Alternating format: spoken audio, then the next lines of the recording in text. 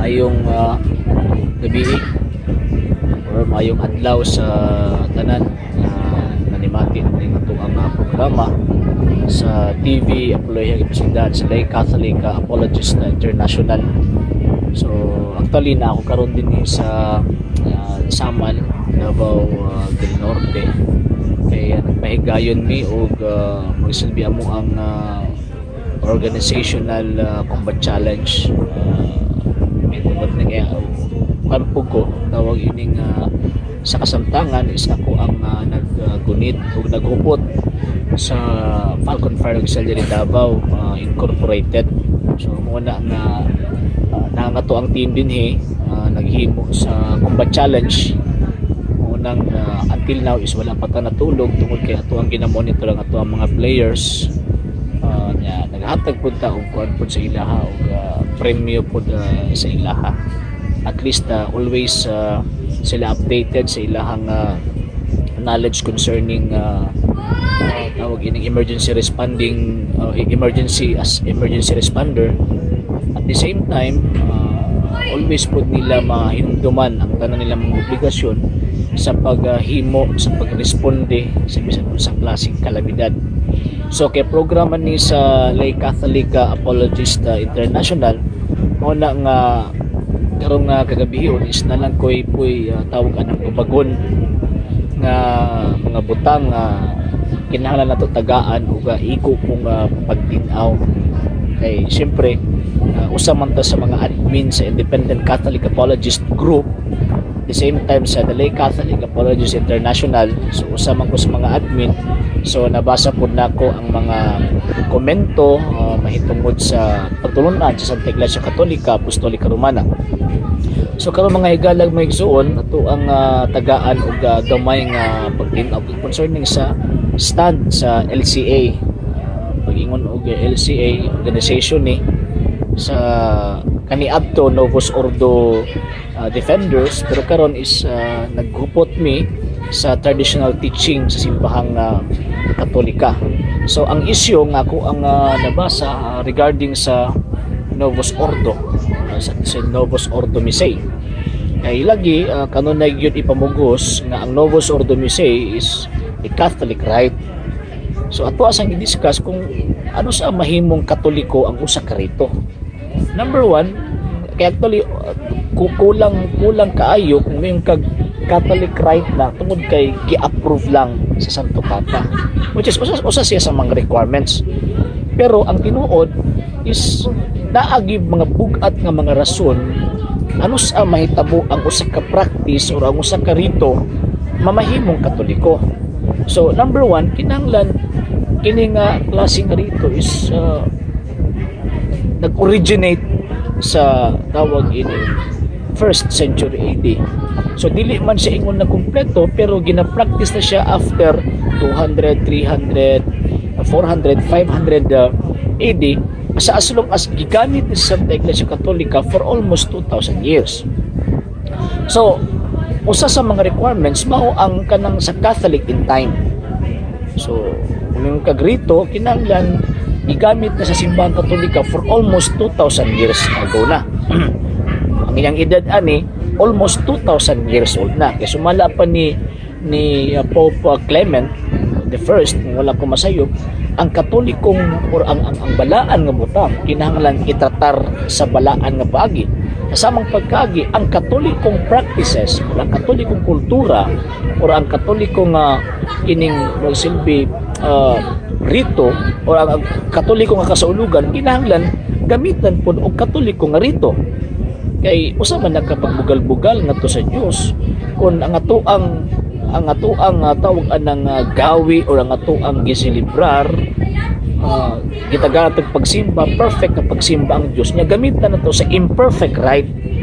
So mo na ang mga early fathers ang atoang tawag anang simba naagud sila mga specific rite nga ilahang ginagamit. Muna na ay Latin rite na apod siya gitawag og Eastern rite. So kana nga duha ka mga lugar nga diin dito pod mikatag ang mga apostol. So mikatag, nagwali, nagtudlo o daghanay pud sa kaugalingong pagsimba o sa tawag ng kaugalingong rito sa pagsimba. Kina may giingon nga lex orandi, lex statuat supplicandi. O tama ko, lex orandi, lex vivendi, lex vivendi. Buti pasabot nga ang balaod sa pagtuo, ang balaod sa pagampo mo ang balaod sa pagtuo, ug ang balaod sa pagtuo mo pud nay balaod niya sa pagbuhat o paghimo. So sa samang pagkaagi, kung ang ato ang pagtuo Katoliko o niya ang ato pagampo Katoliko nan ang ato ang pagtuo Katoliko pud usab. Naturalmente ang ato mga gawi sulod niya ng mga pagsimba, Katoliko ang gawi sa gitawag og pagsimba. So mao na nga from the 1st century AD, 2nd century, 3rd century naa na sila rite nga ilahang ginagamit. Munang naay Latin rite ug Eastern rite. So pero kita kay naaman ta sa Latin Church. So naturalmente ato ang gamiton ang Latin rite. Ang Latin rite nag-originate dito kang St. Peter sa panahon nga diin ang ato ang unang Santo Papa sa San Pedro nagmisa og nahimong pangulo sa Roma ginamit ang misa nga diin Latin. So mo nang Latin rite kay syempre ang ato ang originate ang simbahang Katolika from Jerusalem naabot sa Rome. Ang See of Peter wala man sa Grisya. Ang See of Peter wala man sa Eastern tawag anang countries nga dinasa ni abot ang Kristyanismo kundi ang San Pedro or ang pangulo sa mga apostol nga mao ang unang Santo Papa nga si San Pedro dito man sa Roma. So ang rito pod na ato ang ginasunod kadtong rito nga gigamit pod ni San Pedro dito sa gitawag og Roma. So mo nang naay Latin rite. So dili ko mag-discuss anang sa Eastern rite kay na may mga rito nga kadungan sa Latin rite.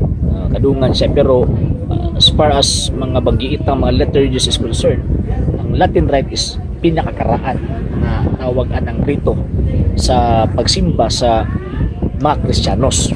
So, buti pasabot gikan ana kana rito gi-apply na for 1,500 years until na fix sa simbahang Katolika pinaagi ni Papa Santo Pio V o pinaagi sa Konsilyo sa Trinto nga ang gamitong rito sa Latinong simbahan, ang gamiton nga rito sa Western Church o sa Latin Church mautong rito nga diin ilahang awat o ilang gidawat gikan pa sa panahon sa mga apostol. Nya ingon pa ni Pope Saint Pius V, ingon pa niya kana nga rito tawagon og tawag anang rito Tridentina kay kanong Tridentina man tungod kay ang Council of Trent ang nagfix sa rite na gamiton sa Latin Church nga naman tungod kay naamay rito nga gi-adapt sa Latin Church nga kanang tawag anang sana ba kanang pareho siya, pareho ang iyang pagsugod hangtod sa gitawag paghuman naalim mga kalainan pag-abot mga particular pero sa tawag anang canon same pareho ra sila pero naalim mga particular, for example kaning tawag ining mga rito sa mga nagkadaiyang mga congregations naa na gidawat na simbahang Katolika respeto na wala na nila giwala pero ang mando sa Santo Papa Santo Pio V atong 1570 nga kining rito nga ilang gidawat mo na ni ang gamiton nga rito sa tanang mga pari sa tibuok simbahang Katolika sa Latinong simbahan mo na ni ang gamiton nga rito sa tanang mga pari diha sa pagsimba. So mas nailan siyang rito Tridentina or the Tridentine Rite nga naman kay si Pope Saint Pius the Fifth wala man siya naghimo-himo og iya ang iyang gipamulong ang iyang deklarasyon nagikan man mismo sa deklarasyon pod sa Konsilyo sa Trinto. So kaya nagikan man sa deklarasyon sa Konsilyo sa Trinto nagpasabot nga ang Papa wala nagbut-buot og iyahang kaugalingong tawag anang teaching mo bitaw pag-abot sa First Vatican Council niingon ang Pastor Eterno so sa mga dogmatic constitution o dogmatic declaration sa Santa Iglesia Katolika Apostolika Romana nga ang Roman Pontiff, ang Holy Pontiff wala gisaaran sa Espiritu Santo aron magtudlo og bag-ong doktrina pag maingon manggud ta og kining bag-o manggong tawag anang doktrina maapil na po din na ang bag-ong rito sa pag-ampo. Nga naman, kaya mamatay itong giingon bitaw nga lex orandi, lex credendi. Kung unsa ka mag-ampo, mo po ang imuhang gitawag og gituuhan. So, mao na nga sa 15th century, sa panahon ni Martin Lutero, isnabon ka sa mga obispo, mga kardinal, kung magmisa ka gamit vernacular, magmisa ka ang pari magatubang sa tao, isnabon ka sa mga obispo, ano man kay dili man na gawi o dili man na rito sa mga Katoliko. Oh. Ang problema lang kay gi-adapt na karon. Kay sa tinuod lang kung ato ang tan-awon, after nga ma-declare sa Konsilyo sa Trento o pinaagi pod ni Pope Saint Pius V nga ang gamiton sa ang misa sa tibuok Latin Rite mo ning misa tridentina, si Luther pinakaunang kon ba nga misungag, nagmisa siya og vernacular, nagmisa siya nga nagkatubang sa tao, kanya pagkahuman instead of ang naghimo gyud siya altar, naghimo siya og lamisa niya din dito siya tawag ining nagmisa. So mao na nga kung ato ang tan-awon, kung ato ang tawag ining bantayan, ang gibuhat ni Luther gitunglo sa Santa Iglesia Katolika Apostolika Romana sa panahon sa 15th century, gibuhat ron. Sa mga giingon ni Luther, gubaan ninyong misa, maguba ninyo ng simbahan. So karong panahon na nagmalampuson sila pero dili totally.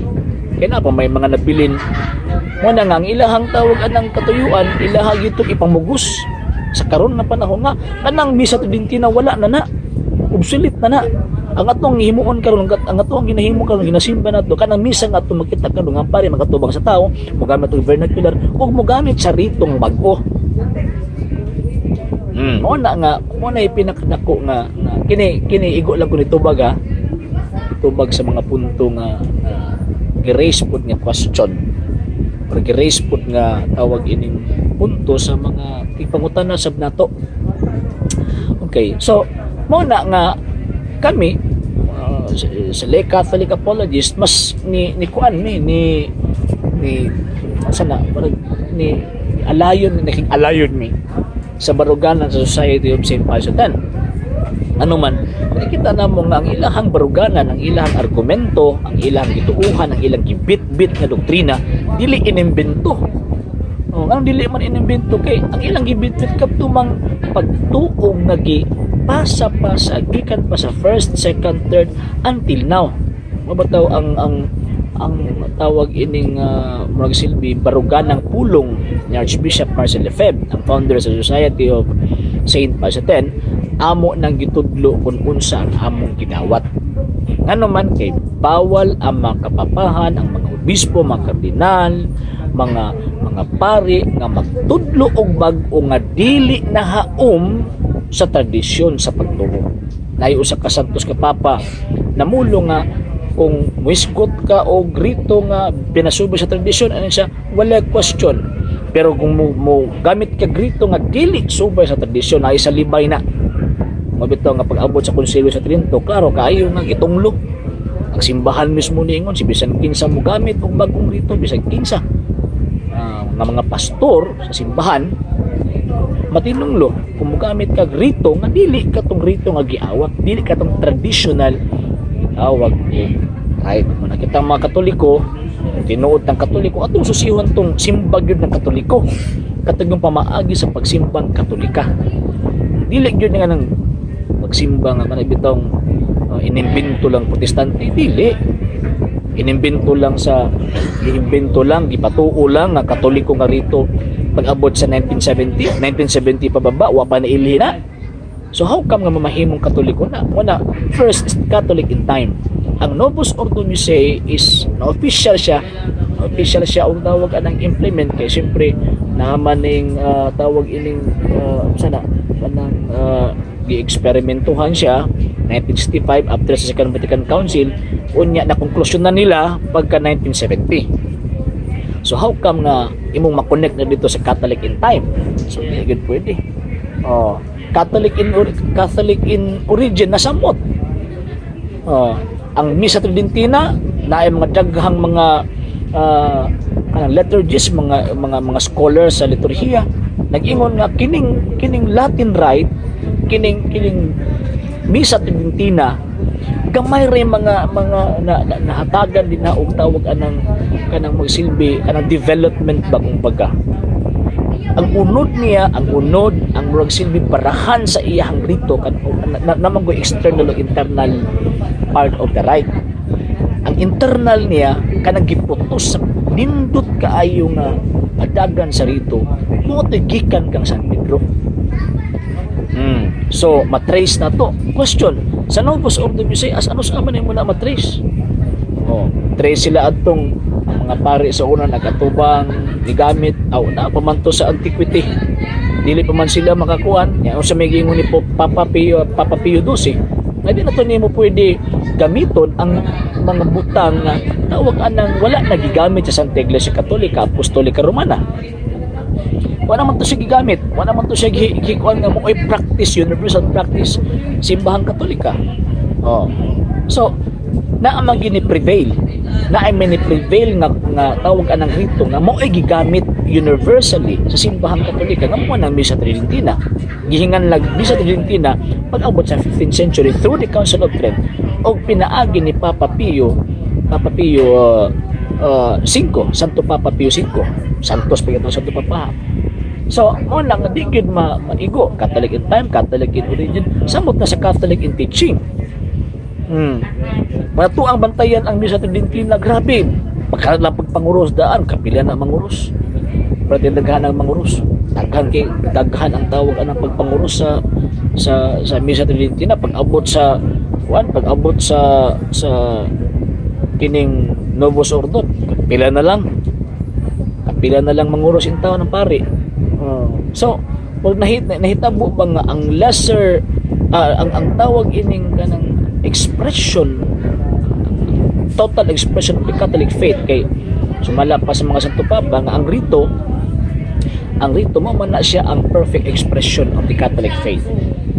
Pero karon makita nato nga nalimong na lesser ang expression sa Catholic faith. Nga naman kung ato ang basahon ng Sacrosanctum Concilium number 1 or chapter 1, makita nato nga gihimo ang maong gitawag og kabaguhan aron madawat pud sa mga kakristyanuhan, daghang mga Kristiyanos. So buti pasabot bisag di Katoliko pwedeng modawat.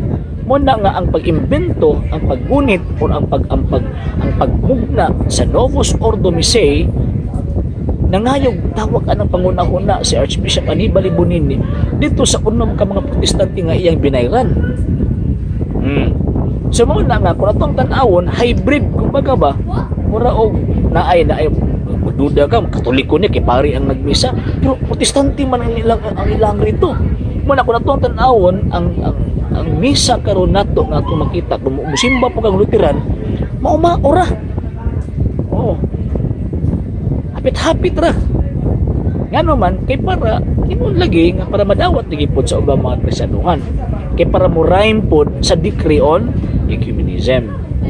So mo na nga klaro wala man ta magbuot-buot, wala man ta maghimo sa tuwang kaugalingong pagsabot may tungod sa doktrina sa Iglesia Katolika, pero igulo lang po dato gibasihan kung unsa ang gitudlo sa tuwang simbahan ug unsa pud ang iyahang mga gawi before ang 1970. So sige lang kay magka-post man tayo every now and then kung naay mga questions may tungod sa pagtuo labi na sa traditional faith sa atong simbahan Katolika. So gikan na lamang sa katubang operasa sa TV Apolia Episodal sa Lay Catholic Apologists International.